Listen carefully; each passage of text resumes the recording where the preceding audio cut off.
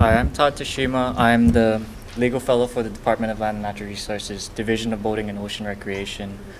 Okay, I'll tell you a little bit about myself. I don't fish or boat, but I surf, and I'm not an award-winning surfer though. I've been in the legal fellow position just about a year now, and so I'm one of the newer legal fellows, and I'll talk a little more about the position and how I got into it in the presentation. But I just wanted to say that because if you ask me questions and I might not know the answer, that's why. So here's what I'm going to be going over. So we have some background, funding support, the primary projects the legal fellow works on, the partners of the division, and then challenges and successes. So the Department of Land and Natural Resources, Division of Boating and Ocean Recreation, DLNR DOBOR, started as the Department of Transportation Harbors Division Boating and Ocean Recreation Branch. And in 1991, the Hawaii State Legislature realized that DLNR should be where DOBOR is housed because of its natural and cultural resource conservation focus, and they transferred DOBOR to DLNR. In comparison, DOT's mission is to prioritize the statewide transportation system, so that wasn't really a good focus, and that's why we're where we're at now. Our administrator is Ed Underwood, and he's been in the position since July 2007. He's the longest sitting administrator for DOBOR. And he brings a lot of experience because he was a ship captain, he was a lifeguard, and he ran a commercial jet ski business. So he's seen that side of DOBOR, and now he's on the other side. So the way that the two departments differ, there's actually two departments that will regulate harbors in Hawaii. DOT regulates the large commercial shipping harbors and most passenger cruise vessels.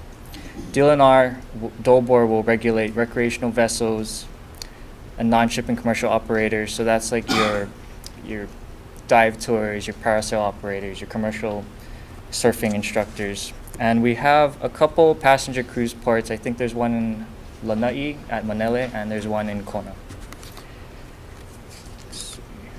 So here's a picture of our administration building. We just had it built a couple years ago. The legislature provided us with capital improvement money, so we were able to build this at our Ke'ehi Small Boat Harbor in Staten Island. If you ever like to come and visit, you can stop by. There's free parking as opposed to downtown, so that's one of the perks. There's also oceanfront views. And DOBOR is primarily funded by the Boating Special Fund. This fund was established when we got transferred from DOT to DLNR. The sources of revenue for the special fund are harbor fees, mooring fees, commercial fees, lease rent from property under our jurisdiction, and any penalties we collect for violations of our rules. DOBOR also receives a federal grant from the U.S. Coast Guard, and it's a 50-50 match for the recreational boating safety program. So we use funds to purchase materials for our boating safety campaign. Our jurisdiction is recreational and commercial use of state small boat harbors, moorings, and facilities, and anything that occurs on state water, so that's anything to 3 miles out. We also have jurisdiction over portions of Waikiki Beach. Our regulatory scope includes a wide range of ocean-related matters. We have issuance of commercial permits for harbors. We have issuance of recreational permits for harbors. We also have permits for ocean recreation management areas, or ORMAs. And we regulate a lot of the ocean recreation activities, so diving, kayaking, surfing, jet skiing, parasailing. If it's in the water, it's probably us. We also have 13 statutory mandates. That's in Hawaii Revised Statutes, Section 200-3. I'm not going to read all of them because it's pretty long, but you could look into that if you want to see the kind of responsibilities that DOBOR has. So our ocean recreation management areas are in statute and in admin rule. The main, or the bulk of the regulations are in our administrative rules. Hawaii Administrative Rules, Chapter 13 to 56. It's a very large chapter. If you pull it up on your computer, it's like 200 pages, so you might need to give it some time to load. But we have designated and non-designated ORMAs, and these ORMAs will extend 3,000 feet from shore to the ocean. It's intended to reduce user conflict, promote safety, and preserve natural and cultural resources. So if you look at this map, yeah, it's big enough. You can kind of see the dotted lines on there. So the dotted lines are non-designated ORMAs, and the solid lines are the designated ORMAs. So on Oahu, we don't have a designated ORMA for west and like that northeast side of Oahu. But that doesn't mean we can't regulate anything in those ORMAs. We still have some regulations that cover those areas. We just haven't designated them in rule yet. So the DOBOR legal fellow position was established in 2014, and Maria Gatos was the first DOBOR legal fellow. I also see Sherry Broder here. Professor Sherry Broder helped Maria and I get into the legal fellow position. She connected me with Maria, and that's how I got in. So I started off pro bono. I volunteered for Maria, and I came on part-time after, and this is all through law school. After law school, I applied for the position, and I'm here now. So DLNR also has Deputy Attorneys General assigned to assist with legal matters. These are the attorneys the deputies with the Land and Transportation Division. But because of the large volume of work that comes out of the department, they're responsible for DOT and DLNR. The deputies always have several different projects to work on. So Ed and a lot of other DLNR staff have told the fellows that they like the program because it lets them have someone in-house there, and it also lets them get answers quicker without having to overwhelm the deputies. So my position is a little complicated. I'm an employee of the Hawaii Coral Reef Initiative, and that's a program within the Social Science Research Institute. And the institute is part of the University of Hawaii at Manoa, and I'm an employee of the Research Corporation of the University of Hawaii. The position funding comes from the Boating Special Fund. So I'm a contractor from RCOH to DOBOR. I'm an employee of RCOH and specifically the Hawaii Coral Reef Initiative. We call it HICRI. But I'm housed at DOBOR. So HICRI, just a short little bit on HICRI. It was established in 1998, and its primary purpose is to support monitoring and research activities related to Hawaii's coral reefs. Most of the HICRI employees are biologists, divers, and scientists, and my position fit within their primary purpose. So that's why I'm an employee from there. HICRI provides research, facilitation, training, and outreach support to various divisions of DLNR, and I think they're starting to branch out to DOT to try and help with some of the ocean-related matters there. So one of the first primary project that the legal fellow will work on, and this is probably what takes up a lot of my time, is the administrative rules. So DOBOR's administrative rules cover Hawaii Administrative Rules chapters 13-30 to 13-57. And this picture here is of someone diving with mantas. That's one of the rules packages we have coming along. Here's another one. This is probably an average sized group. There's 2 sites on the Big Island at Kona side. They take people out to do manta dives. It's getting really crowded. There's safety concerns. There's natural resource concerns. We've already had 2 boats strike mantas, or 2 mantas struck by boats. And so we're trying to get those rules along so we can implement some regulations. It's like the Wild West out there. One time we went on a site visit and we counted about 30 to 40 boats in this area that's probably about the size of this classroom area. Yeah. Here's another one of our packages. This is our surfing admin rules. We've been working with Keone Downing. He's on the Board of Land and Natural Resources to try and figure out how we're going to write regulations and address surf schools in Waikiki specifically. There's a lot of surf schools out there. It can get really crowded. I'd say this is an average day at Waikiki. And so when you have too many customers with one instructor, they can't keep track. We're trying to find out how we can address that through rule, and we're looking at probably having some kind of course that instructors can take and they can pass to become certified. This is another big one, submittals to the Board of Land and Natural Resources. The main submittals would be the admin rule proposals, and that would be requests to go to public hearing, requests to approve rules after they've been through public hearing, requests to send the rules to the governor for approval. We also have administrative rule enforcement actions, and so that's the civil enforcement actions. We don't have a penalty schedule yet. That one we've been working on. We've been trying to get something implemented. So for now, we've only been going after the really egregious violations, and that's kind of what DOBOR gets anyway. We don't really get people who have small violations that we'll take to the board, because our fines are $5,000 for the first offense, $10,000 for the second, and $15,000 for everything after. The board also handles contested case matters, and I've been able to help out with the contested case for a couple of the violation enforcement actions we've had. Another big task is marine debris cleanup. I'm not directly involved in this. We have a marine debris coordinator who will take marine debris reports and address them. There's also cooperation or renewed cooperation amongst county, state, and non-governmental organizations. So we've been working with the county. We're going to try and get something to the ledge this upcoming session to help and clarify and get some money for the marine debris tasks. Let's see.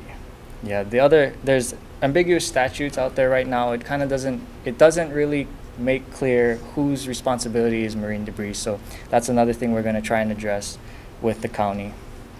Marine debris cleanup varies by year, but DOBOR requested a self-replenishing fund the past session. We were asking for about $1 million, and we're trying to get that fund to be maintained at that amount, so that when marine debris reports come in or grounded vessel reports come in, we can address them, and we don't have to look around for money. To date, DOBOR has spent probably upwards of $2.2 million since 2002 for removal of abandoned and derelict vessels specifically. And then I figured I'd stick this in. So speaking of marine debris, our state boat at our harbor sank, and this dock box was floating through the harbor. The current was going to take it out, and I had my surfboard in my car that day, so they asked me to paddle out and go and get it. So other duties as assigned. It was fun. Good workout. Another primary task is the legislative task. So we help draft bills, administration bills. I help track bills, and I also help draft testimony. We go to public hearings, and we testify. We work with the legislators and their staff to try and refine the bills to what we think should work through the process. Our primary partners, our first one, Division of Conservation and Resources Enforcement. We work closely with them when there's some kind of violation of our rules, and a lot of times it's commercial operation. So DOCARE will help investigate and take pictures and do surveillance on the alleged violators. They also help us when we're impounding vessels that are illegally moored or stored. And DOCARE also helps patrol our harbors on land and with boats. The Division of Aquatic Resources, a lot of our projects will overlap with their responsibilities because it's in the ocean. So we do meet with them for a lot of the administrative route packages we do. And we also have had coral damage, and we work with them to get that enforced. We work with the Hawaii Department of the Attorney General, and that's the Land Transportation Division. The deputies will review and approve administrative rules and our enforcement actions. They also look at other legal materials coming out of the division, such as like our rents and our revocable permits for leases. But I don't handle that. We have a property management division to handle those property stuff. So deputies are the final approving authority with respect to legal matters, and they also represent the department in any litigation. Oh, and then another big partner is the Coast Guard. So when federal and state matters are involved, we'll work with the Coast Guard to try and see how we can make it move along better. On one occasion, the Coast Guard conducted a sting with a Big Island operator for illegal commercial tours. And then DOBOR came and brought the enforcement action, and we got fines against them. Coast Guard also assists with the boating safety campaign, and then they provide funds. And they also help with our vessel registration system.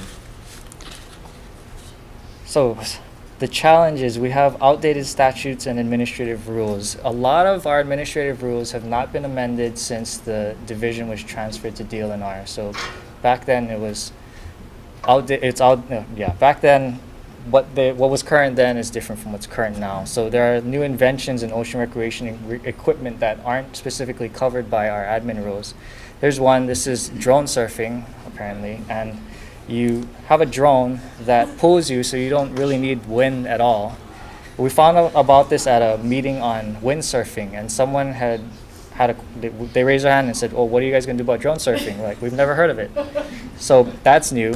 We're seeing that these new technologies are coming out. Instead of addressing them specifically, we're looking at amending our administrative rules to try and cover what we're going to be calling ocean recreation toys or water sport toys, because another part of how our rules are outdated or incompatible is if you have a surfboard or something that wouldn't be considered a vessel, if you stick a motor on it, it then under our rules needs to be registered as a vessel.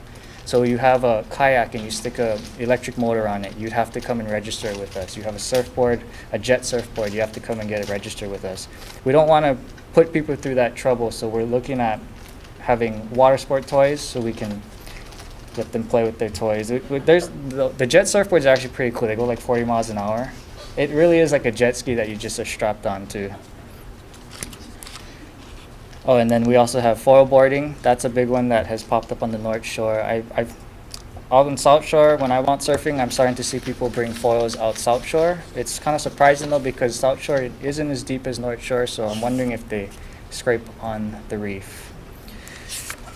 Another issue or challenge is the condition of our facilities. So when we were transferred from DOT to DLNR, there was $300 million in deferred maintenance. And we've had funding come in over the years, but there's still a big backlog of capital improvement projects, and it'll keep on building because we can't address them.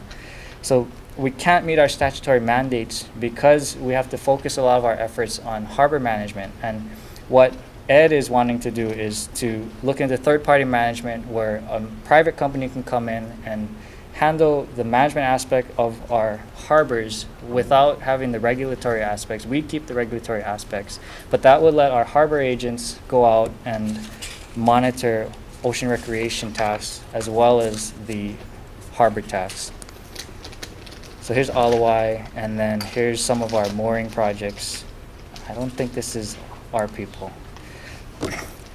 So some successes, we've had successful civil enforcement actions. One of the big ones was Stephen Coheen. He was running illegal commercial tours on Kauai.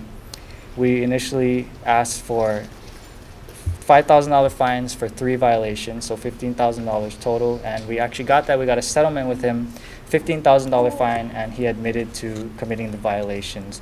Another one is Shane Turpin. You might have heard about him on the news. We enforced against him for an earlier illegal commercial tour matter. He was launching from the Pohoiki boat ramp without a permit.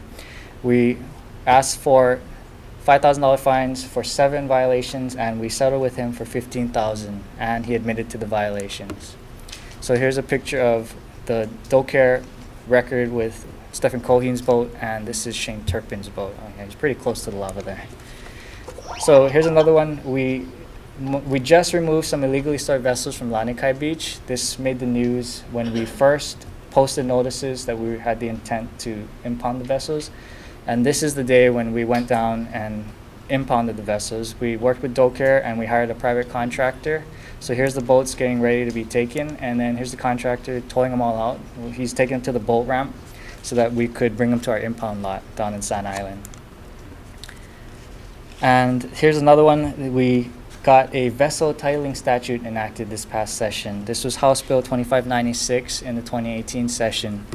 It implements the Uniform Certificate of Title for Vessels Act, which was written by the Uniform Law Commission. So the ULC sent some representatives down to help us out, and we also had Ken Takayama of LRB help us with testimony and writing the language of the bill. This was intended to prevent fraudulent vessel registration and also make it easier to identify the owner of a vessel. 35 other states have enacted some form of vessel titling, and 3 of those states have enacted this uniform titling. So we're now the 4th and 36th state to enact titlings. There's us at the Capitol. And that's all I have. I also have cards if you need my information. Thank you.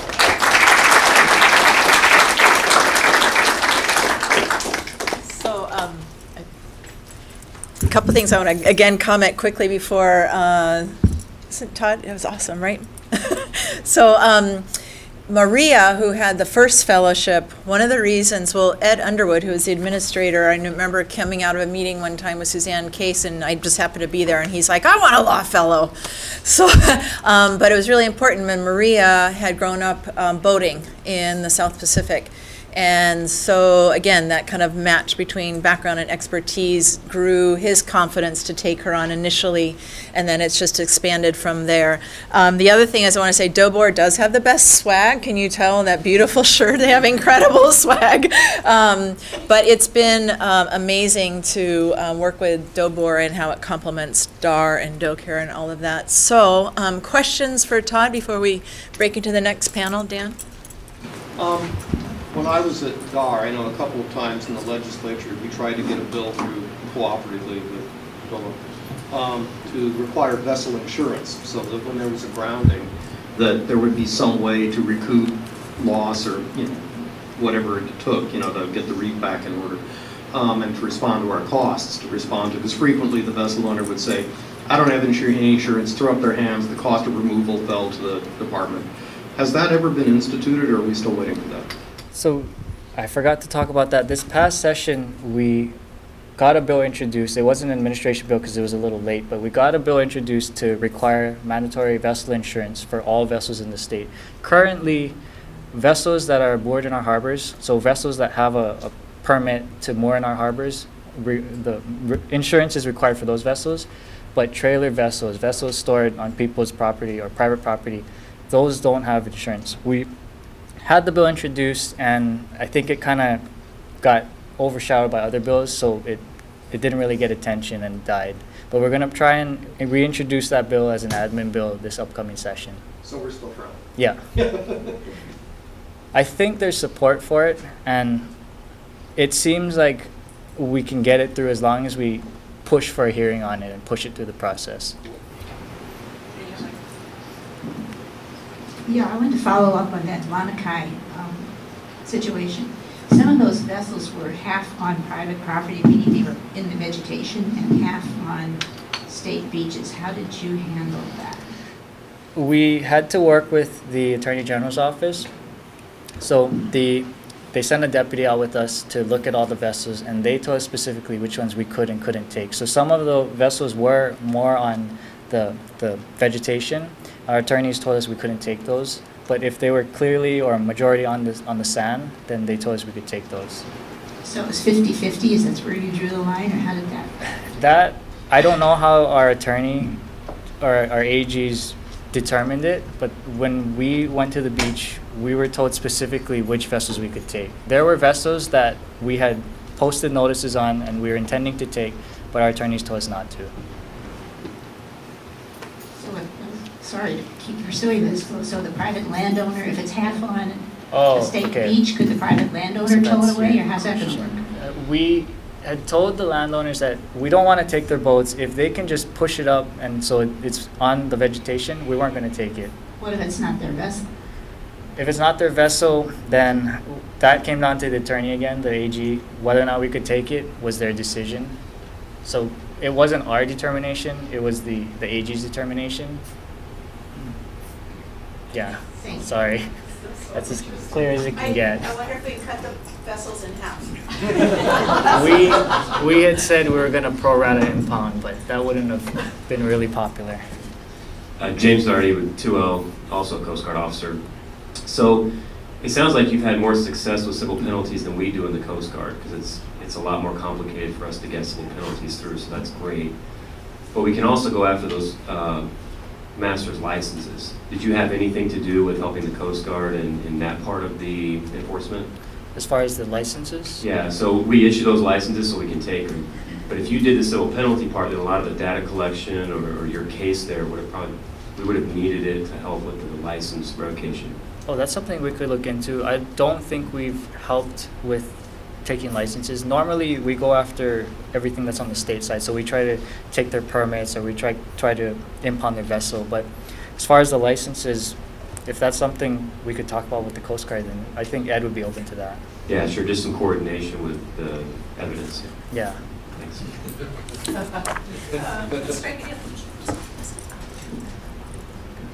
Yeah. Can you mention that? Oh, okay, so DNA just wants me to say that Shane Turpin, that other guy we enforced against, he's the lava bomb guy in the news. But we didn't bring an enforcement action. So Shane Turpin, he runs lava tours, and actually, last we heard, he was going to be selling his business and moving out of the state, but I guess lava started up, he wanted to make some money. So Shane Turpin runs lava tours on the Kona side. He normally launches from the Pohoiki boat ramp, and there was this event that happened where he had a lava tour that was potentially inside the safe zone, and a lava bomb came and made a hole in his boat and hit somebody. I think they're still in the hospital recovering. There's pictures online. It was a pretty big, it was like a basketball-sized lava bomb.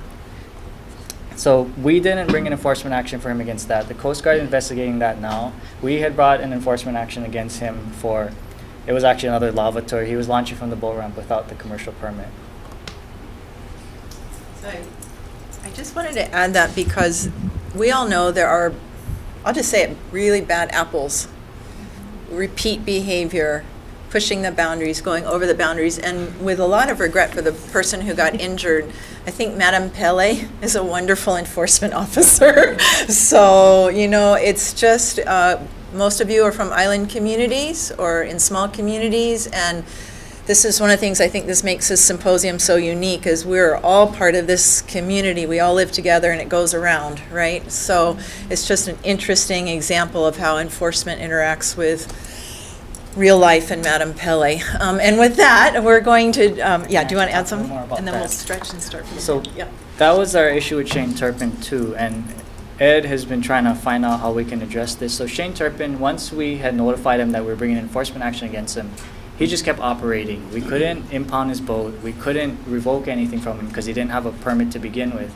So he was blatantly operating, just rubbing it in our face, and we didn't have anything we could do. But once we got that settlement, that really helped us, because if he operates again and he violates, we can come back with higher penalties and hit him harder. Yes. He's I out. wrote a book last week. This weekend. Really? He's back? Can you give her the microphone? Last How did we it had go? heard- Explain This how, last weekend. explain how it went. Didn't hear that.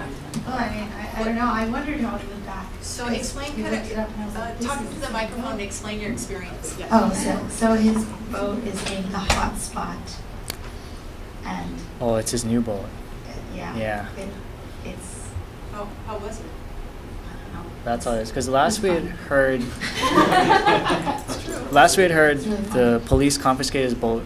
We actually thought we got too close to the lava as well. Oh, it's Turpin. Sorry, I was talking about Kauai. But Oh, yeah. So Turpin, my understanding is that Turpin, somebody correct me if I'm wrong, Turpin pushed to get closer than I believe the Coast Guard and the state had set as a, I'm not using the right words, as a watch limit or something, and that he specifically, I believe, this is in the papers, he specifically asked to go much, much closer, and then it was pretty soon after that that the lava bomb happened. So I'm glad you're here and you enjoyed it. And, you know, we sometimes have to experience these things to understand them, so it's great that you had that experience and can comment on it. We really wondered. Yeah. Did you give you queasy stomach? Yeah. Anything else, Todd? that's all. Let's thank Todd.